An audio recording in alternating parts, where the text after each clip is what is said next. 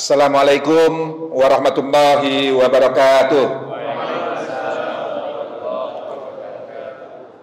Bismillah, walhamdulillah, walhamdulillah, sumalhamdulillah, wassalatu wassalam ala rasulillah, Sayyidina Muhammad ibn Abdillah, wa ala alihi wa sahbihi wa mawala, wa la hawla wa la quwwata illa billah. Yang saya hormati, yang saya muliakan, Wakil Ketua Umum Yayasan Masjid Syuhada, Bapak Hanif, juga hadir bersama kita, ini Kakan Menak Kota, Pak Nadif, bersama kita, tentu guru kita semua, Pak Suyanto yang saya hormati, juga Pak Arif, ya, pengurus juga ya di Masjid Syuhada, semua para pimpinan, para pengurus Masjid Syuhada yang mohon maaf saya tidak bisa sebutkan satu persatu, dan seluruh jamaah Masjid Syuhada yang saya cintai, termasuk tentu beberapa santri yang hadir di sini, para mahasiswa dan semua kita, hadirin dan hadirat sekalian. Hadirin artinya hadir in dan hadir out, yang ada di luar-luar. Ya, tentu pertama saya merasa bersyukur, berbahagia bisa bersilaturahim kembali di sini, di Masjid Syuhada. Seingat saya tahun 2017 saya pernah juga di sini dalam rangka milad Masjid Syuhada yang ke-65 ketika itu, dan alhamdulillah sekarang saya berkesempatan kembali setelah memperingati ulang tahun yang milad yang ke-70 ya. Ya, waktunya pendek, tidak lama, sementara tema yang disodorkan ke saya itu berat sekali, itu ya, panjang sekali. Jadi tadi Pak Suyanto itu menjelaskan temanya itu adalah Masjid Syuhada sebagai pusat kaderisasi dan pembangunan keberagamaan yang moderat. Keberagamaan ya, karena di sini tertulis keberagaman. Jadi dua hal yang berbeda itu, ada keberagamaan, ada keberagaman. Yang dimaksud adalah keberagamaan ya, Pak Suyanto, benar ini? Supaya nanti saya nggak, sudah benar ya? Oh, berarti yang dikirim ke saya yang ini. Enggak, karena di sini ini keberagaman. Ya, ya kalau bicara tentang Masjid Syuhada sebagai pusat kaderisasi, semua kita sudah tahu lah. Sejarah Masjid Syuhada ini luar biasa panjang. Sudah memperingati hari kelahirannya yang ke-70. Itu. Nah, saya ingin fokus kepada kata keberagamaan dan moderat. Ini apa maksudnya itu? Pertama, saya akan mulai dari realitas diri kita sendiri sebagai bangsa Indonesia. Karena kita bangsa Indonesia itu. Apa sih ciri utama bangsa Indonesia? Tentu banyak cirinya, tapi ada dua yang sangat menonjol. Pertama adalah keberagamannya, kemajemukannya, heterogenitas, bahwa kita itu sangat beragam-ragam, suku, budaya, flora, fauna, wah banyak sekali, bahasa, budaya, bahkan agama yang dianut itu tak terhingga, banyak sekali itu, saking banyaknya. Yang kedua adalah keberagamaannya, religiusitasnya. Ini bangsa yang sangat agamis, yang dalam bahasa saya sering mengatakan di banyak kesempatan, nyaris tidak ada bangsa di dunia yang memiliki ikatan keberagamaannya itu sekuat kita, sekuat bangsa Indonesia. Kita ini, apapun suku kita, dimanapun kita tinggal di wilayah geografis kita yang sangat luas, ingat, kita itu maksudnya Indonesia, itu adalah negara kepulauan terbesar di dunia. 17.000 pulau yang kita miliki. Itu juga tidak ada yang mampu menyaingi. Tidak ada satupun negara di dunia yang memiliki pulau sebanyak kita. Nah, jadi keberagaman kita, heterogenitas, kemajemukan kita ini luar biasa. Apalagi kalau bicara flora, fauna, waduh, tidak tersaingi lah. Tapi yang juga tidak kalah pentingnya, yang unik, yang menjadi ciri penanda yang sangat khas, yang sangat spesifik pada bangsa kita adalah religiusitas. Tidak ada urusan yang tidak terkait dengan nilai-nilai agama yang dilakukan oleh bangsa itu. Agama, nilai-nilai agama itu tidak hanya menjadi dasar, titik pijak kemana kita mau melangkah, tapi nilai-nilai agama itu juga sekaligus arah kemana kita akan menuju.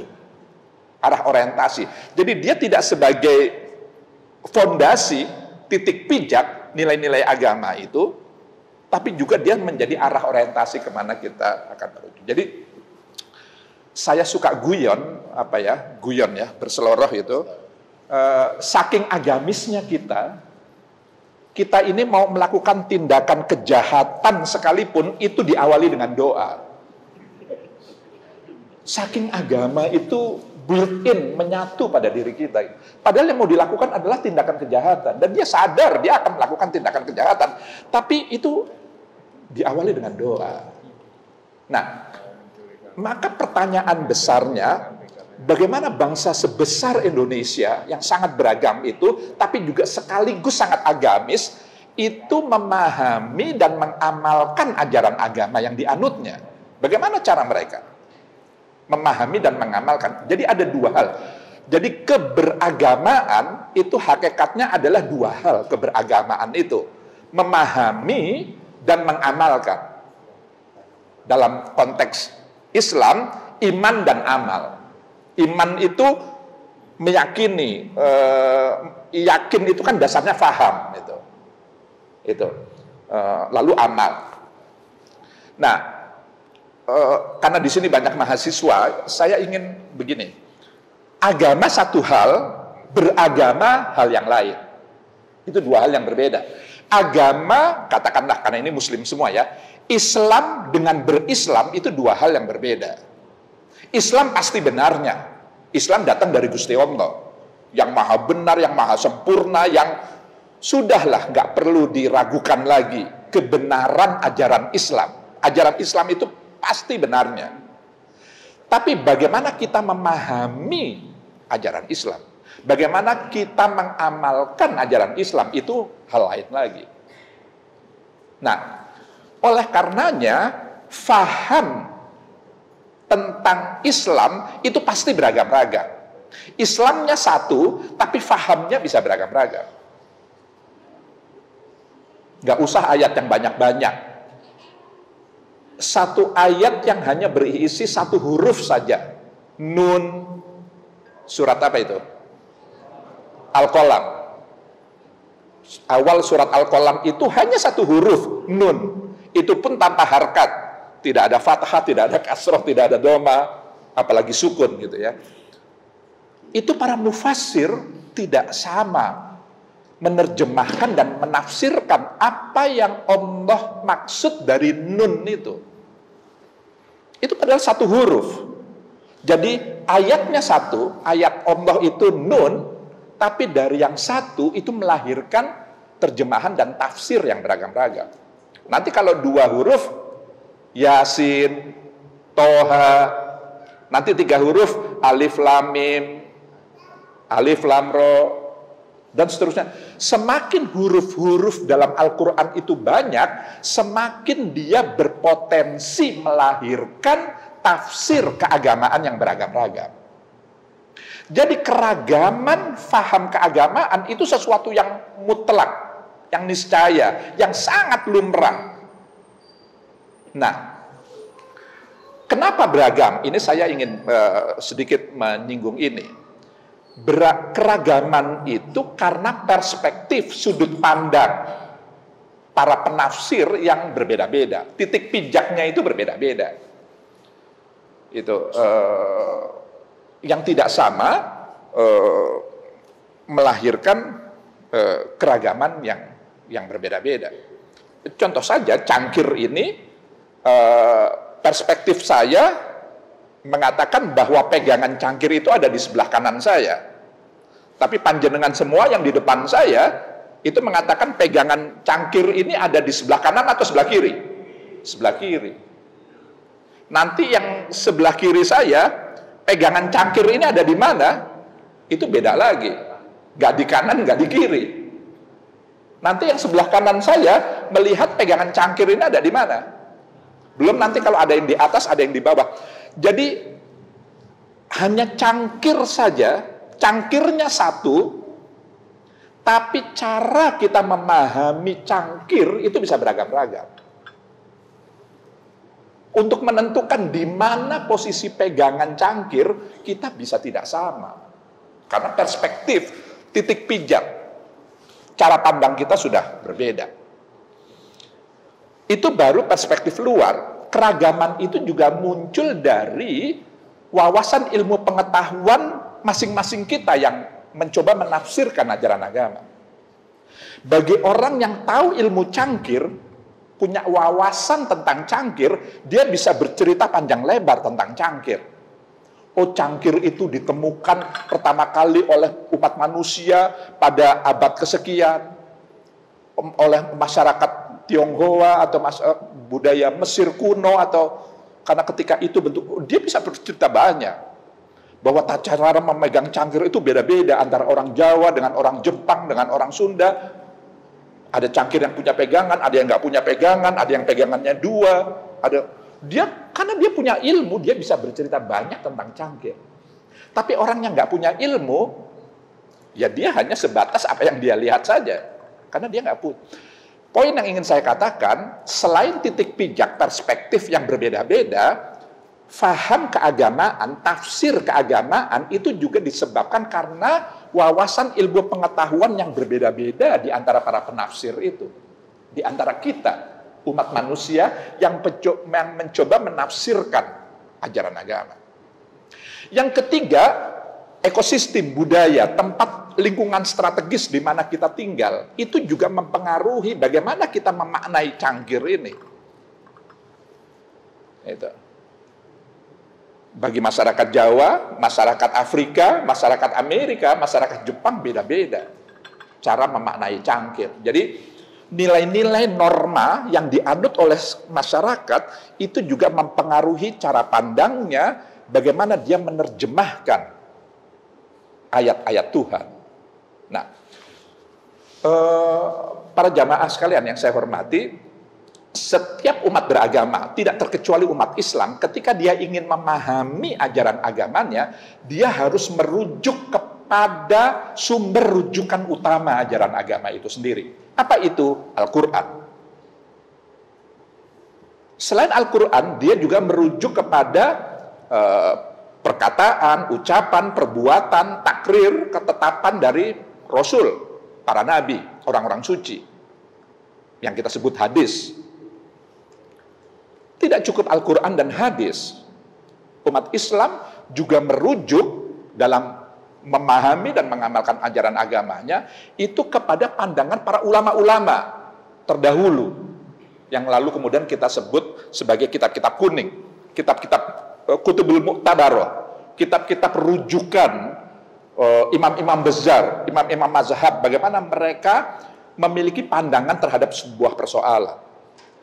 Nah, walhasil umat beragama, tidak terkecuali umat Islam, itu selalu berhubungan dengan teks-teks keagamaan dalam memahami ajaran agama, di mana faham ajaran agama itu yang nanti akan menjadi dasar pengamalan, pengejawantahan, perwujudan manifestasi dari cara dia memahami ajaran agama.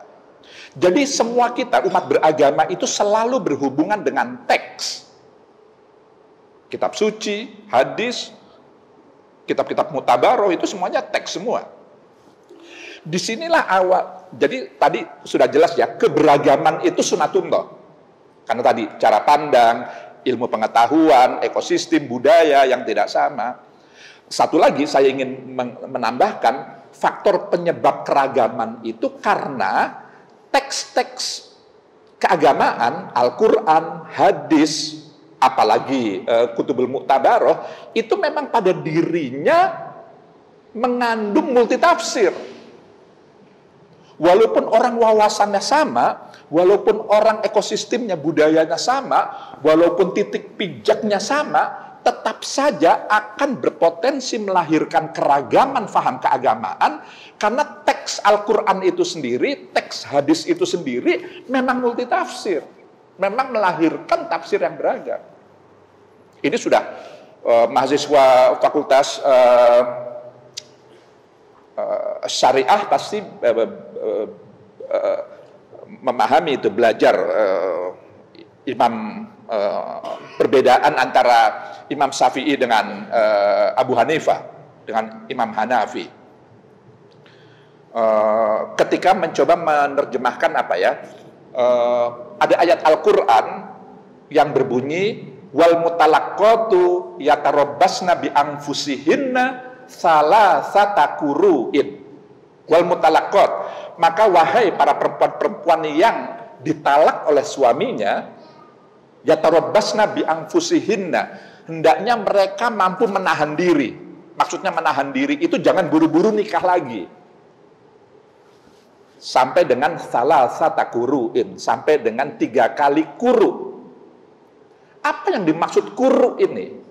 Imam Syafi'i dengan Abu Hanifah, pendiri mazhab Hanafi, itu berbeda pandangan. Imam Syafi'i mengatakan kuru itu suci. Jadi salasata quru'in itu 3 kali masa sesucian. Kita tahu kalau ada suami mau menceraikan istri, itu kan harus dalam kondisi suci istrinya. Maka perempuan-perempuan yang diceraikan oleh suaminya, dia hendaknya mampu menahan diri, yatarabbasna bi anfusihinna, tidak buru-buru nikah lagi dengan pria lain, maksudnya begitu, sampai 3 kali masa kuru, yang oleh Imam Syafi'i itu artinya 3 kali masa sesucian. Tapi Abu Hanifah mengatakan enggak, kuru itu ya menstruasi itu sendiri, ya haid itu sendiri. Jadi salasata quru'in itu artinya sampai dengan 3 kali masa menstruasi. Dari sini saja hitungannya kan sudah beda, ini harinya sudah berbeda gitu. Nah, yang begini ini banyak sekali. Contoh-contoh di mana teks itu sendiri memang multitafsir. Yang benar yang mana? Ya nanti Gusti Allah yang mengadili. Kita nggak ada. Di antara para imam mazhab saja, mereka tidak pernah saling menyalahkan, tapi masing-masing punya pandangannya sendiri, punya pendapatnya sendiri. Jadi saya ingin menggarisbawahi keragaman itu sunatullah, kemajemukan itu sunatullah. Nah, kembali tadi kepada cara beragama. Maka ketika orang menyikapi Al-Quran, Sunnah, kitab-kitab Mu'tabaroh, dan seterusnya, keragaman itu niscaya, tidak bisa dipungkiri. Maka persoalannya kemudian adalah di antara yang beragam-ragam ini, ada sebagian kita yang berlebih-lebihan, wulu, atau tatorruf, torf, melampaui batas. Torf itu artinya di pojok, di sudutnya, yang terlalu di pinggir sehingga mudah tergelincir. Yang karena terlalu di pojok, terlalu di sudut, dia melampaui batas. Itu yang dimaksud dengan tatorruf. Gulu itu berlebih-lebihan. Itu. Contohnya apa ya dalam ajaran Islam itu, misalnya orang itu harus bersedekah, ajaran Islam. Tapi kalau kita menyedekahkan semua harta yang kita miliki, itu kita sedekahkan semua sampai diri kita sendiri tidak bisa hidup, itu berlebih-lebihan. Itu ghulu namanya. Itu bukan ajaran yang bukan begitu. Konsep sedekah dalam zakat ada 2,5%, ada begitu, ada sebagian. Tapi juga orang sama sekali tidak memberikan harta yang dimilikinya kepada fakir miskin, kepada orang yang kesulitan, itu juga berlebih-lebihan. Itu apa? Medit atau pelit itu. Sama sekali enggak, semua itu hanya dinikmati. Nah, Islam itu ajaran itu enggak begitu. Ajaran sedekah itu moderat gitu, di tengah, itu tidak berlebih-lebihan, tidak melampaui batas. Nah, berlebih-lebihan melampaui batas ini yang dikenal dengan istilah ekstrim. Ekstrim itu melampaui batas, berlebih-lebihan. lawannya adalah moderat. Jadi saya ingin garis bawahi, lawan moderat itu bukan radikalisme, bukan fanatik, bukan fundamentalis. Ini istilah-istilah yang salah kaprah. Lawan moderasi, lawan moderat itu adalah ekstrim. Ekstrim itu berlebih-lebihan, ekstrim itu melampaui batas. Apa yang dimaksud? Wah, ini waktunya sampai jam berapa ini? Saya harus, saya itu kadang-kadang kalau sudah bicara keasikan ini, jadi harus mohon nanti Pak Suyanto kalau perlu kasih kartu kuning kalau sudah melampaui. Begini, ekstrim itu berlebih-lebihan, ekstrim itu wulu dan tatoruf, melampaui batas. Apa yang dimaksud berlebihan dan melampaui batas? Konteksnya ketika kita menyikapi teks-teks keagamaan. Dua saja pola atau kategori atau klasifikasi orang ekstrim dalam menyikapi teks. Pertama, dia terlalu tekstualis, terlalu bertumpu kepada teks semata dan mengabaikan konteks. Apa kata teks? Ya itulah yang dia terjemahkan, itulah yang dia simpulkan, itulah yang dia tafsirkan, dan itulah yang dia amalkan. Tanpa melihat asbabun nuzulnya, atau asbabul wurudnya, tanpa melihat konteks sejarah, tanpa melihat situasi historis Rasul itu ketika itu sedang apa, dan seterusnya. Tanpa memahami ayat-ayat itu maksudnya umum atau maksudnya khusus, dan seterusnya, dan tanpa melihat ini maksudnya ini makna harfiah atau makna majazi, karena banyak sekali ayat-ayat Al-Quran itu yang metaforanya itu sangat tinggi. Ini kan karya sastrawi yang luar biasa Al-Quran itu. Itu maknanya itu macam-macam. Nah, orang nggak peduli apa kata teks, itulah yang dia fahami, itu yang dia simpulkan, itu yang dia amalkan. Tidak melihat konteks, padahal tidak ada satupun ayat-ayatnya, ayat suci maksudnya yang terkumpul dalam mushaf itu, yang tidak memiliki konteks. Karena tidak mungkin ayat itu turun di tengah hutan belantara yang nggak ada manusianya, kan nggak pernah. Ayat itu selalu turun di tengah-tengah komunitas, ketika Rasul sedang apa, ketika Rasul sedang menghadapi apa, jadi pasti memiliki konteks. Nah, ketika ada yang memahami teks tanpa konteks, ini berlebih-lebihan. Contohnya apa? Waman lam yahkum bima anzalallah faulaika humul kafirun. Waman lam yahkum, dan barang siapa yang tidak berhukum dengan hukum-hukum yang langsung turun dari Allah, faulaika humul kafirun, maka mereka tergolong orang-orang yang kafir, yang ingkar. Jadi maksudnya dia fahami, kita hanya boleh tunduk berhukum dengan hukum-hukum yang turun langsung dari Allah. Karena kalau kita tidak berhukum dengan hukum-hukum yang langsung turun dari Allah, kita adalah orang-orang kafir. Maka dengan teks seperti itu, tanpa melihat asbabul wurudnya seperti apa, sebab-sebab turunnya ayat itu seperti apa, langsung disimpulkan, oh kalau gitu Pancasila itu buatan manusia, nggak perlu ditaati itu, togut itu. Ya karena ini kan buatan manusia, kita hanya boleh berhukum dengan hukum-hukum yang turun langsung dari Allah. Maka Pancasila, Undang-Undang Dasar, Undang-Undang, PP, Perpres, Perda, peraturan apa? Apalagi Nun Sewu, peraturan Masjid Syuhada itu. Itu buatan manusia semua itu. Nggak perlu ditaati. Kalau kita taati, kafir kita. Nah ini contoh berlebih-lebihan, melampaui batas cara menyikapi teks seperti itu. Contoh kutub ekstrim yang lain adalah kalau ini terlalu tekstualis, ini ultraliberal, bebas tanpa batas dalam menyikapi teks-teks itu. Yang ditangkap dari teks itu adalah substansi esensinya, tapi lalu kemudian tercerabut dari teksnya itu sendiri. Misalnya dalam Al-Quran itu kan selalu diperintah oleh Allah itu kan zikir. Puncak dari bentuk kita sebagai hamba Allah itu kan zikir. Kita selalu mengingat Allah. Jadi kalau saya dan itu adalah puncak dari makom hakikat itu. Ada syariat, ada ma'rifat, ada hakikat. Jadi dia orang kalau selalu hidupnya mengingat Allah, setiap detik bahkan dia selalu mengingat Allah, maka itu sudah mencapai makom hakikat. Orang-orang seperti itu nggak perlu lagi sholat 5 waktu. Sholat 5 waktu itu kan syariat bagi awam. Yang dia harus dilatih minimal 5 kali sehari supaya selalu disyariatkan. Laku, dilakoni, harus menjalankan itu. Tapi bagi orang yang sudah setiap saat dia mengingat Allah, buat apa lagi sholat? Nggak penting. Dia sudah. Nah, ini tentu bukan pendapat saya ya, jangan salah paham ini.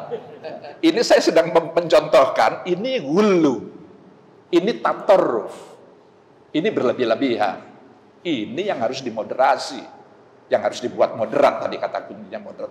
Jadi moderasi yang prinsipnya adil dan berimbang itu, al-adalah wa tawazun, itu, ini saya ingin koreksi kesalahpahaman, karena ada yang mengatakan di tengah itu, wasatiyah, itu katanya, wah nggak benar ini moderasi beragama, karena kok menyuruh orang untuk berada pada posisi di tengah di antara yang baik dan buruk. Di antara yang hak dan yang batil katanya. Kita harus di tengah. Di antara benar dan salah kita harus di tengah. Ini nggak begitu pemahamannya. Kalau di antara yang hak dan yang batil, masa kita harus ada di tengah? Ya pastilah kita pilih yang hak. Itu akal sehat kita, nurani kita sudah dengan sendirinya mengajak ke situ. Kalau kita dihadapkan dengan pilihan baik atau buruk, masa kita memposisikan diri di tengah? Kan nggak mungkin. Akal sehat kita pasti menolak. Nurani kita pasti. Jadi di tengah itu, bukan di antara yang hak dan batil, bukan di antara baik buruk atau benar salah. Di tengah itu bainat torfain. Bainat torfain. Di antara dua kutubnya yang ekstrim tadi itu. Ekstrim terlalu tekstualis, mengabaikan konteks. Ekstrim terlalu bebas tanpa batas, yang juga tercerabut dari teks-teks keagamaan itu. Ini dua kutub ekstrim, ini yang dimoderasi.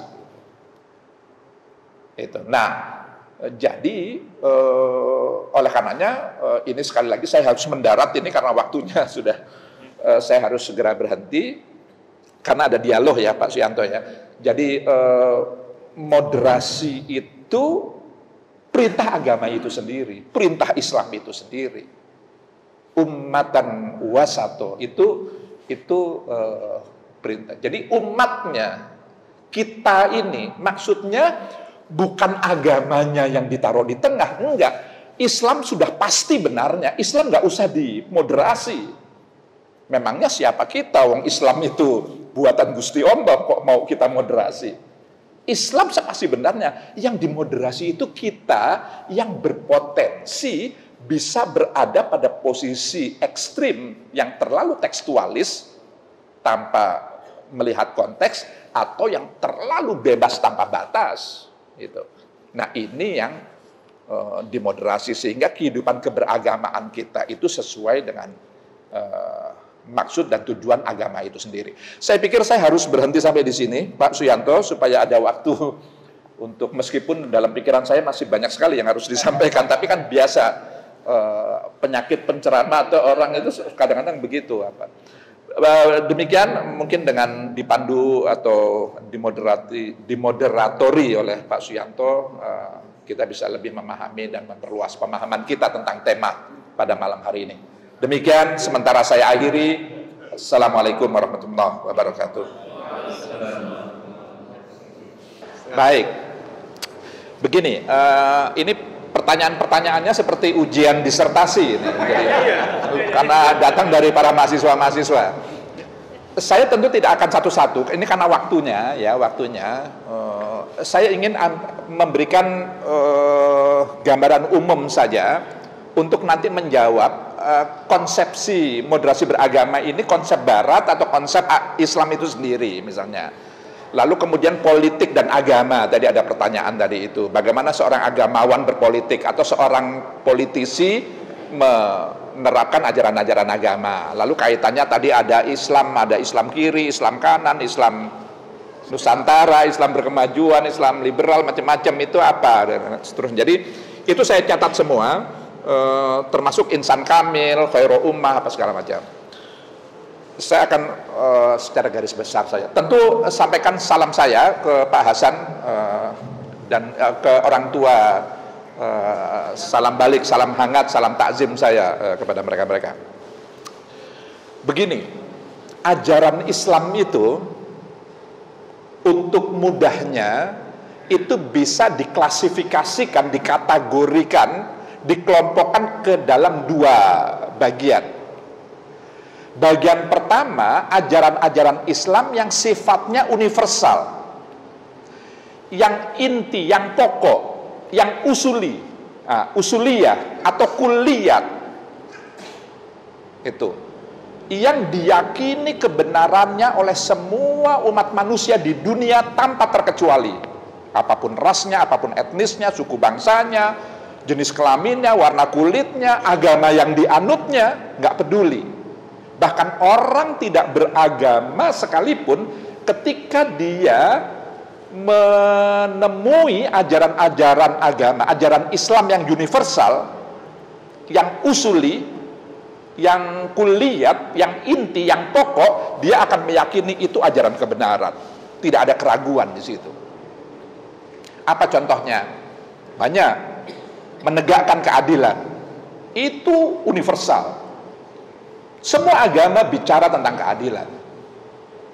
Tidak ada orang bersepakat, yuk kita nggak usah adil-adil, yuk. Nggak ada orang. Memanusiakan manusia, itu pesan utama agama, inti pokok ajaran agama.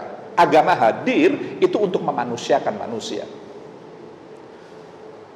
Membangun kemaslahatan bersama. Maslahah itu pesan utama. Nggak ada agama kok menyuruh yuk kita melakukan kerusakan saja, nggak ada. Persamaan di depan hukum itu banyak sekali. Menghormati yang tua, melindungi yang muda, menyantuni yang lemah, saling berbagi, jangan mencuri, jangan membunuh, jangan berbohong. Itu inti-inti pokok ajaran agama. Ya, satu. Dan ini banyak sekali nanti. Tapi tidak semua agama itu sifatnya usuliyah, tidak semuanya universal. Ada juga ajaran agama yang partikular. Jadi kalau di sini universal, di sini partikular. Kalau di sini inti, pokok, di sini cabang. Kalau di sini usuliyah, di sini furu'iyah. Kalau di sini kulliyat, di sini juz'iyat. Yang di wilayah ini, di wilayah partikular, di wilayah furu'i, jangankan kok diyakini kebenarannya oleh semua umat manusia di dunia, bahkan oleh sesama penganut satu agama yang sama, itu belum tentu meyakini bahwa itu ajaran yang benar. Bisa beragam-ragam. Kita sama-sama muslim, sama-sama Islam, tapi sholat subuh yang benar itu yang pakai kunut atau yang nggak pakai kunut? Yang nggak sholat subuh yang nggak benar lah ya. Jadi kunut dalam sholat subuh itu partikular ajarannya atau furu'i, itu bukan usuli. Nah ini sebentar lagi nih, menentukan satu Ramadan itu harus pakai hisab atau harus pakai ru'yat. Nah itu ya. Pria muslim ini, laki-laki muslim itu yang benar yang pelihara jenggot atau yang nggak berjenggot? Kalau pakai celana panjang itu harus di atas mata kaki atau boleh menutup mata kaki? Itu persoalan-persoalan di wilayah ini nih. Perempuan muslimah itu harus pakai cadar atau boleh nggak pakai cadar? Ini wilayah-wilayah di sini, banyak sekali wilayah di sini nih. Yang Jangankan semua umat manusia di dunia, sesama penganut satu agama bisa berbeda-beda, meyakini apakah ini kebenaran atau tidak, ini salah atau ini benar, bisa berbeda-beda. Nah, jadi ada dua, ada yang usuli, ada yang furu'i. Di tengah-tengah keragaman, tadi itu, keragaman itu kan sunatullah, sesuatu yang pasti memang begitulah nyatanya. Jangankan Islam kiri, Islam kanan, atau bahkan ada Sunni, ada Syi'i, ahli sunnah wal jamaah maksud saya, ada Syiah, ada Ahmadiyah, ada banyak sekali, ada Jabariyah, ada Qadariyah. Kita bisa, ada orang bermazhab Syafi'iyah atau macam-macam, Hanafiyah, Hambaliyah dan seterusnya. Itu wilayah di sini nih. Tapi yang di sini jadi moderasi beragama ini ingin fokus di wilayah universal, bukan di wilayah partikular. Kalau di wilayah furu'iyah, kita toleransi saja. Kita saling hargai dan menghormati keragaman yang ada di wilayah cabang. Karena ini nggak bisa disatukan. Jangan pernah berpretensi atau berobsesi, bercita-cita untuk menyeragamkan wilayah ini. Tidak akan bisa. Karena ini kehendaknya. Ini sunatullah di sini. Tapi di wilayah usuli sama sekali tidak ada alasan pembenar kita boleh menyimpangi, boleh mengingkari pesan utama agama itu sendiri. Atas dasar apapun juga, ini nggak boleh disimpangi. Moderasi beragama fokus di wilayah ini. Jangan sampai orang beragama itu berlebih-lebihan. Jangan sampai orang beragama itu melampaui batas, menjadi ekstrim karena dia mengingkari yang di sini. Kalau berbeda di sini, monggo silahkan. Tapi jangan ini disimpangi. Apa tadi itu? Memanusiakan manusia. Atas nama agama di mimbar-mimbar masjid atau di rumah-rumah ibadah. Jadi saya ingin katakan moderasi beragama itu bagi semua umat beragama ya, tidak hanya untuk umat Islam, tidak hanya karena sekarang audiensnya adalah muslim semua, saya akan fokus kepada Islam. Bagaimana mungkin atas nama Islam di mimbar-mimbar masjid kita mencaci maki manusia, mencaci maki, menebar kebencian. Atas nama Islam menebar kebencian. Ini sudah mengingkari yang ini. Karena Islam, as-salam, itu akar katanya sama. Kedamaian. Islam hadir itu untuk mewujudkan kedamaian, kerukunan, memanusiakan manusia. Ini kok justru mencaci maki, memobilisasi, mengagitasi, memprovokasi untuk melakukan tindak kekerasan atas nama Islam. Tindak kekerasan itu sama sekali tidak memanusiakan. Ajaran Islam itu clear di sini. Kita bisa berbeda sekeras, sebesar, setajam apapun perbedaan, tapi tidak boleh mencederai kemanusiaan kita. Karena pesan utama manusia itu kemanusiaan. Mengapa? Ini saya beri ininya ya, filosofinya begini. Al-Quran mengatakan, Allah mengatakan dalam firman-Nya, wa nafakhtu fihi min ruhi. Aku tiupkan ke dalam janin yang masih ada di dalam rahim seorang ibu, min ruhi, dari ruhku.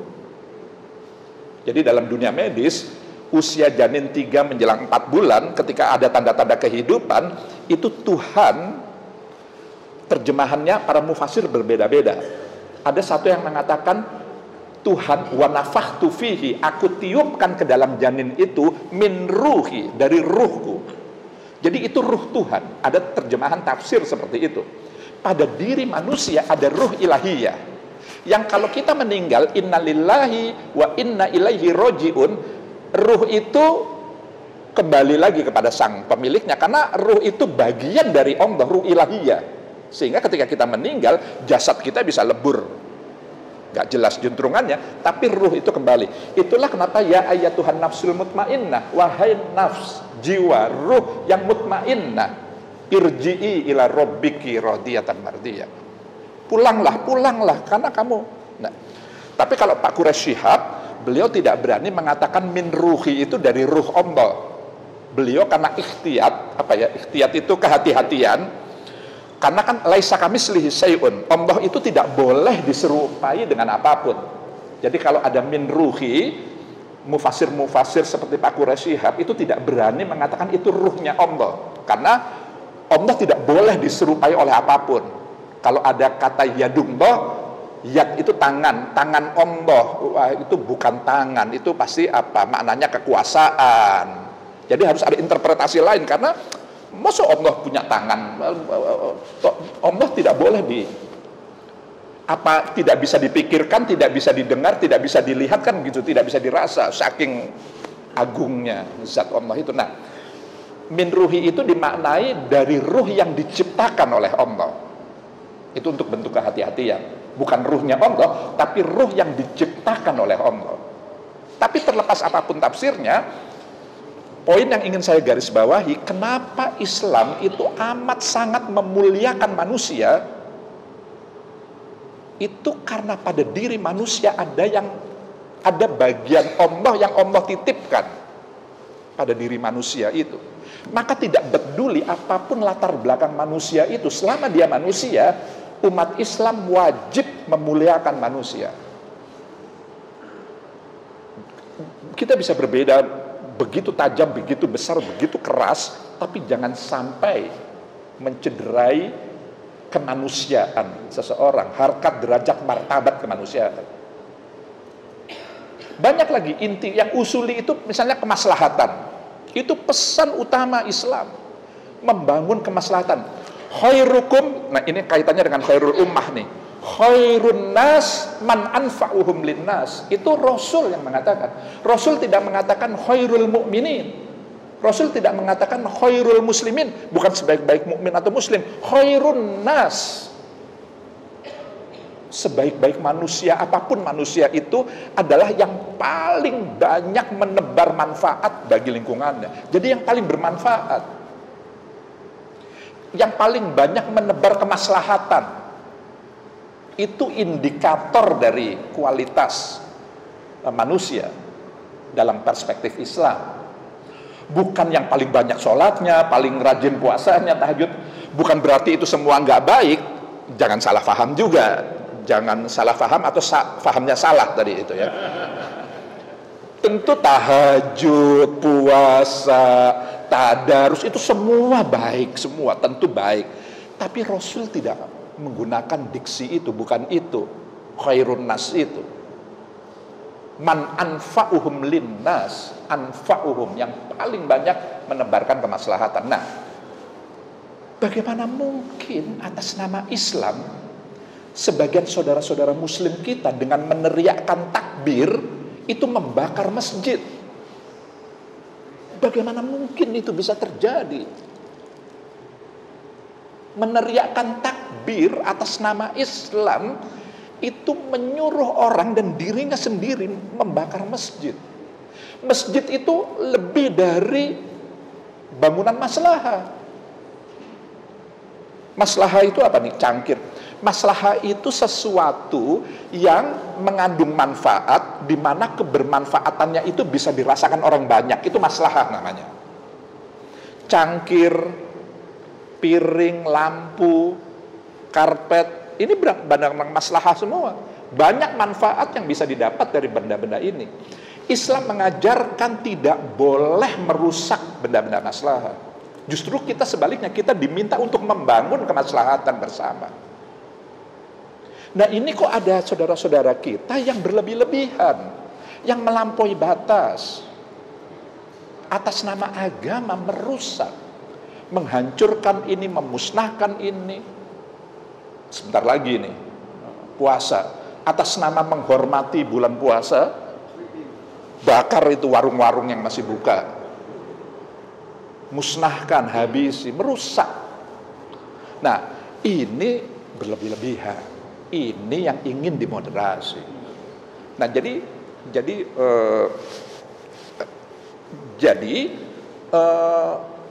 yang usuli itu jangan diingkari, jangan disimpangi. Tidak ada alasan apapun yang bisa menjadi faktor pembenar untuk kita boleh mengingkari inti pokok ajaran agama, inti pokok ajaran Islam. Nah, problem umat beragama, termasuk problem sebagian umat Islam, adalah kemampuan memilah mana yang usuli, mana yang furu'i. Seringkali kita usrek itu apa ya? Kita menghabiskan segala waktu, energi, sumber daya mengurusi perbedaan-perbedaan yang wilayahnya itu furu'iyah. Tapi justru karena kita terlalu di sini, yang ini yang usuli malah tersimpangi.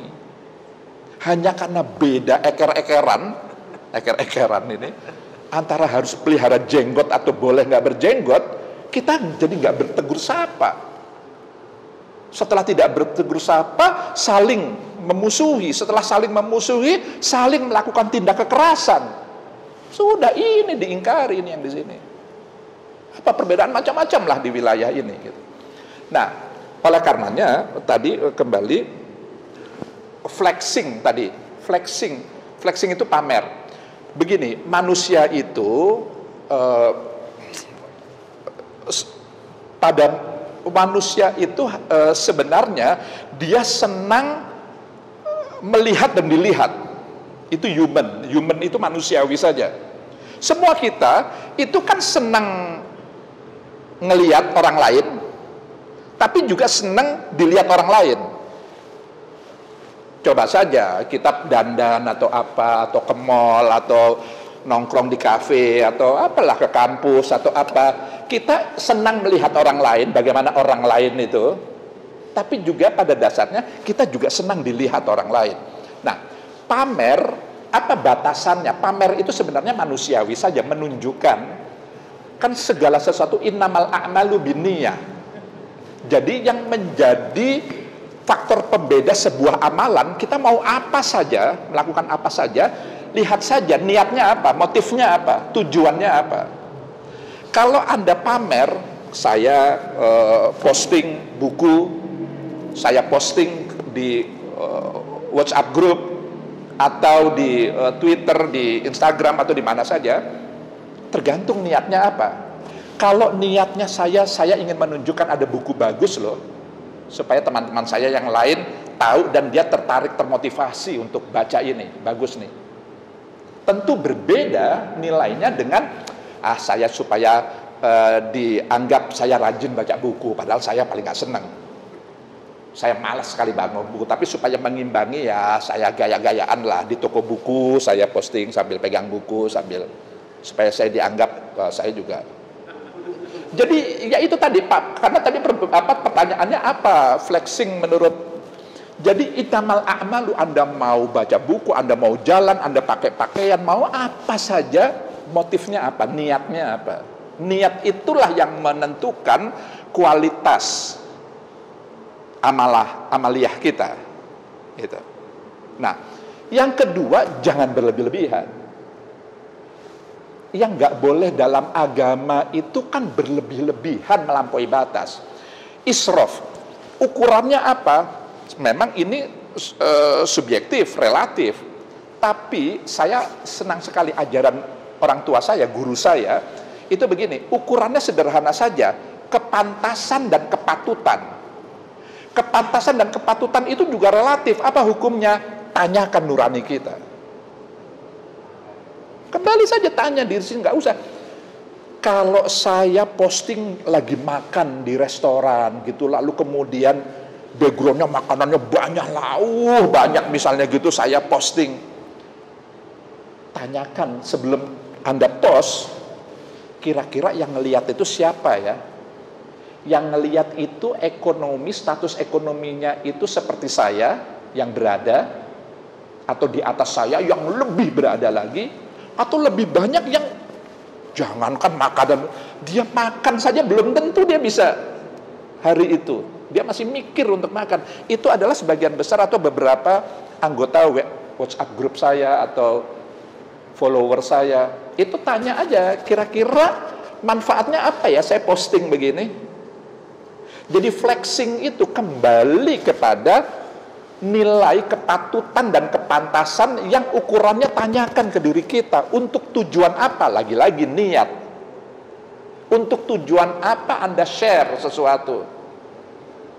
Berita hoax, berita yang Anda sendiri bingung. Lowong Anda sendiri saja bingung, kok Anda share ke orang lain yang menebarkan kebingungan gitu loh. Ngajak-ngajak orang lain bingung, kita sendiri aja nggak paham. Lalu, nah jadi itu kepatutan kepantasan. Nah, ya salah paham, pahamnya salah. Jadi begini, Islam berkemajuan itu kan sebenarnya ajaran-ajaran Islam yang mengajak orang progresif, maju gitu. Sebagai umat kita, jadi kualitasnya itu meningkat, berkemajuan itu dalam banyak hal. Tentu dalam hal-hal positif. Karena kalau kemajuan itu kan tidak ada kaitannya dengan negatif. Kemajuan itu selalu positif. Peningkatan ke arah yang lebih positif. Itu Islam. Jadi sebenarnya sama saja. Moderasi beragama apakah konsep barat? Tidak.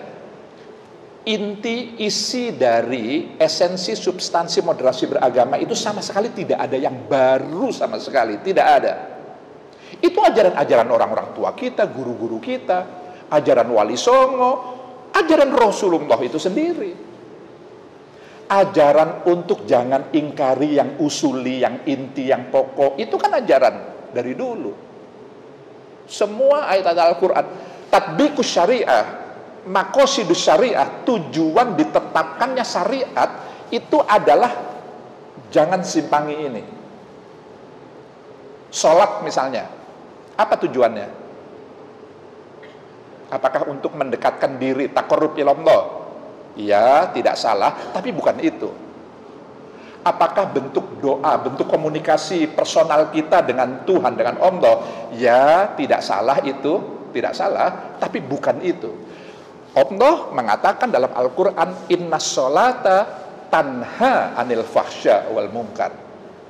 Sholat, hakikat sholat itu mencegah tanha anil fahsya, dari perbuatan fahsya. Fahsya itu merusak diri sendiri, dan mencegah mungkar, merusak orang lain, mungkar itu. Jadi mencegah kerusakan, hakikat sholat itu. Apa? Supaya tidak mengingkari inti. Karena yang dituntut dari inti pokok ajaran Islam itu kemaslahatan. Maka kerusakan itu harus dijauhi. Itulah kenapa minuman keras dilarang dan seterusnya dan seterusnya. Nah, karena orang mabok, orang tidak sadar, itu pasti destruktif dia. Kalau orang sadar, akal warasnya, akal sehatnya tidak mungkin mengajak dia untuk melakukan kerusakan. Karena tadi itu, ini nilai universal nih, yang semua orang pasti setuju bahwa kita harus melakukan kemaslahatan. Mengapa orang melakukan kerusakan? Pertama, ya tadi itu berlebih-lebihan, melampaui batas, atau godaan. Nanti bicara tentang keragaman, tentang godaan, itu sesi tersendiri. Nah, jadi kalau ditanya insan kamil, khairu ummah itu apa? Tentu banyak definisinya, tapi saya lebih sederhana memaknai menurut sependek pengetahuan saya, yang dituntut dari kita sebagai muslim itu kan menebarkan kebajikan. Itu, menebarkan kebajikan. Menebarkan kebajikan itu adalah menjaga wilayah yang ini, yang universal. Apakah yang partikular tidak penting? Oh, penting. Jangan diperhadapkan. Ini pun juga penting. Tapi ini lebih didekati dengan pendekatan toleransi, saling hargai, saling hormati keragaman di wilayah furu'iyah ini. Jangan merasa yang paling benar. Jadi merasa yang paling benar itu di wilayah furu'iyah. Tapi merasa yang paling benar ya tentu yang di wilayah usuliyah. Maka menutup acara ini ya, menutup ini saya ingin terakhir, kenapa saya tadi mengatakan moderasi beragama itu bukan melawan radikalisme, fanatisme, fundamentalisme, konservatisme, bukan. Ini sebenarnya uraiannya perlu waktu panjang, tapi begini sederhananya. beragama itu, ini kan kata kuncinya beragama. Cara kita memahami dan mengamalkan ajaran agama, itu ada dua wilayah. Wilayah internum dan wilayah eksternum. Apa maksudnya? Wilayah internum itu wilayah internal masing-masing kita. Setiap manusia itu punya otoritas, punya wilayah yang dia sangat otoritatif. Dia sangat berkuasa untuk menentukan apa yang dianggap paling benar dalam konteks beragama. Saya sebagai muslim, saya meyakini Islamlah satu-satunya agama yang paling benar. Itu nggak bisa diganggu-gugat oleh siapapun. Orang lain tidak bisa menyalahkan, karena itu wilayah internum.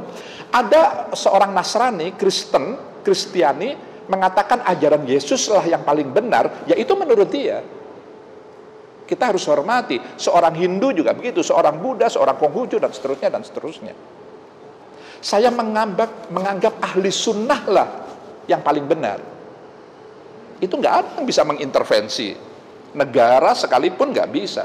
Saya memilih bahwa ziarah kubur lah yang paling benar.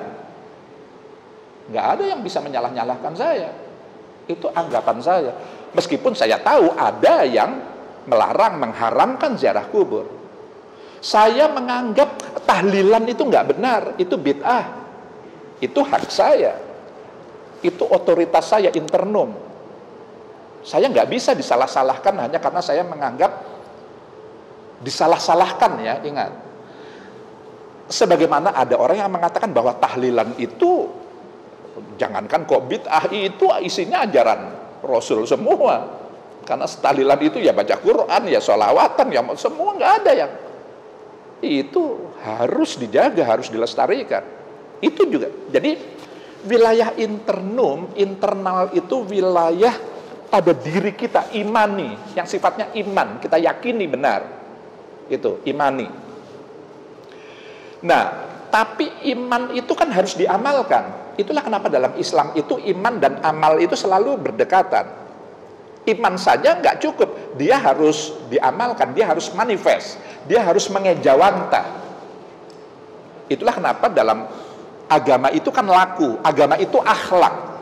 Itu. Nah, ketika agama diamalkan, dia memasuki wilayah eksternal, di luar, yang isinya beragam-ragam. Kalau internum itu nggak ada siapa-siapa, hanya diri kita sendiri. Saya tambah itu supaya betul-betul sendiri gitu. Nggak ada orang lain. Jadi saya nggak perlu toleransi di sini. Bukan tidak perlu, tidak boleh toleransi. Saya tidak boleh di wilayah internum saya meyakini ya Islam itu ajaran yang paling benar, ya ajaran Kristen itu juga benar, ya ajaran Hindu itu juga benar, ya Konghucu. Itu nggak boleh di wilayah internum. Sebagai seorang Sunni, saya mengatakan Sunni lah yang paling benar. Yang lain saya nggak tahu, tapi Sunni lah satu-satunya. Itu wilayah. Saya nggak perlu toleransi dan nggak boleh toleransi, karena tidak ada orang lain di wilayah internum, hanya diri kita sendiri. Jadi di sini saya harus radikal, dalam artian redik. Redik itu mengakar, menghujam kuat ke bawah. Itu makna dalam radikal. Di wilayah ini saya harus fanatik, memegangi secara kokoh. Apalagi dalam hal keimanan. Wong klub bola saja saya fanatik. Masa dalam agama saya nggak boleh fanatik? Kan salah kaprah. Sudahlah, jangan, nggak usah terlalu fanatik lah dalam beragama. Loh, ini gimana? Beragama kok nggak boleh fanatik? Fanatik dalam beragama itu tidak hanya boleh, harus. Tapi di wilayah internum nih, di wilayah diri kita sendiri. Ketika kita mau amal, jadi fanatisme, radikalisme, fundamentalisme itu di wilayah internum. Tapi ketika itu mau kita amalkan, di sini kita bertemu dengan keragaman, kemajemukan, heterogenitas, maka disinilah kita terapkan toleransi. Jangan salah, kadang-kadang kita kebalik nih. Kita di wilayah internum kita toleran, di wilayah eksternal kita ingin menyeragamkan semua. Itu kebalik. Saya sebagai orang yang diajari dulu, orang tua saya, guru-guru saya, bahwa kalau subuh itu harus pakai kunut, ya saya meyakini sejak kecil sampai sekarang subuh itu harus pakai kunut. Itu internum saya. Tapi ketika saya subuhan di masjid Muhammadiyah, katakanlah, atau di masjid yang tidak menerapkan kunut, saya harus hargai itu. Saya bisa menghargai, menghormati. Jangan di keragaman saya paksakan untuk seragam seperti saya. Nah, ini yang moderasi itu di situ. Moderasi itu fokus di wilayah eksternum. Jangan paksakan, apalagi dengan cara-cara kekerasan, wilayah internum itu dibawa ke eksternum. Menghargai, menghormati itu tidak identik dengan persetujuan atau pembenaran. Ini yang seringkali orang enggan bertoleransi. Nanti kalau saya menghargai, menghormati perbedaan, nanti disangkanya saya menyetujui atau membenarkan perbedaan itu. Tidak sama sekali, itu dua hal yang berbeda sama sekali. Tasamuh. Tasamuh itu ya hargai, hormati. Tetap kita dengan keyakinannya di wilayah internum, tapi saya bisa hormati hak Anda untuk melakukan yang tidak sama dengan yang saya yakini. Selama masing-masing kita yang berbeda-beda itu tidak menyimpangi yang ini, inti pokok ajaran agama. Saya pikir saya harus berhenti di sini, Pak Suyanto. Ini panjenengan ya. Oh, politik. Waduh, ingat, penting sekali. Ini tahun politik. Tahun depan lebih tahun politik lagi. Maka ini ada salah kaprah lagi. Kan ada pernah dengar ungkapan, jangan bawa-bawa agama ke dalam politik. Pernah dengar ungkapan itu? Udahlah, jangan bawa-bawa agama ke dalam. Bagaimana dalam politik kok nggak boleh bawa agama? Wong kita masuk toilet saja agama nggak kita tinggal. Ada adabnya, ada doanya. Kan gitu, masuk toilet loh itu. Hanya personal, saya sendiri masuk toilet, itu agama saya mengatur saya. Bagaimana adabnya, bagaimana baca doanya yang baik. Bahkan hubungan yang sangat personal, hubungan suami istri, yang sangat privat, agama mengatur. Bagaimana adabnya, bagaimana doanya, dan seterusnya. Loh, ini kok ngurusi politik kok nggak boleh bawa-bawa agama, ini gimana? Nah, ini hati-hati. Apalagi masyarakat kita yang sangat agamis ini. Kembali, lihat mana yang usuli, mana yang furu'i. Yang tidak boleh dibawa nilai-nilai agama ke dalam ranah politik adalah yang furu'i. Mengapa? Karena politik itu isinya heterogen, majemuk. Kemajemukan itu jangan disikapi dengan hal-hal yang furu'i. Kalau kita bicara di tengah-tengah kemajemukan, bawa ajaran agama yang usuli. Kecuali kalau kita homogen, seragam, bolehlah kita bawa yang furu'i. Tapi kalau kita beragam-ragam, jadi politisasi agama itu ketika membawa nilai-nilai agama yang partikular ke dalam ranah politik. Yuk dukung caleg kita yang suka tahlilan saja gitu. Itu politisasi agama. Jangan sholati jenazahnya mereka-mereka yang mendukung si A atau partai B yang bukan kita. Itu kan terjadi pilkada 2017 di DKI. Keras sekali itu. Itu politisasi agama. Kalau mau membawa nilai-nilai agama, bukan kalau mau, yang harus dibawa, karena ini nilai, itu adalah yang usuli. Bicara keadilan, bicara kemanusiaan. Jangan merusak, saling hormati, saling berbagi, jangan korupsi. Itu nilai-nilai universal yang harus dibawa, diperjuangkan ke politik. Jangan memperjuangkan yang furu'i. Kita bisa berkelahi sesama kita. Kita pasti akan berkelahi. Di sini ini wilayah masing-masing saja, saling hormati, saling hargai. Ini wilayah furu'i. bukan usuli. Nah, itu jadi politisasi agama. Demikian, mudah-mudahan menjawab.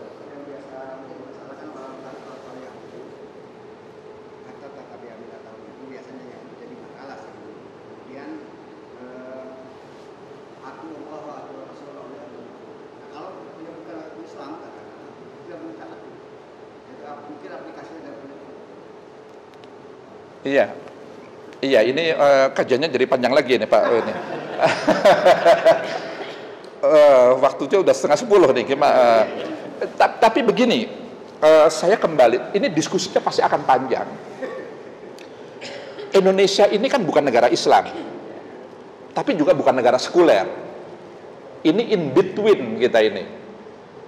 Kita bukan negara berdasar Islam, tapi juga bukan negara sekuler. Jadi agama itu meskipun mayoritas Islam, tapi nilai ajaran Islam tidak bisa dijadikan dasar untuk semua kita yang beragam-ragam.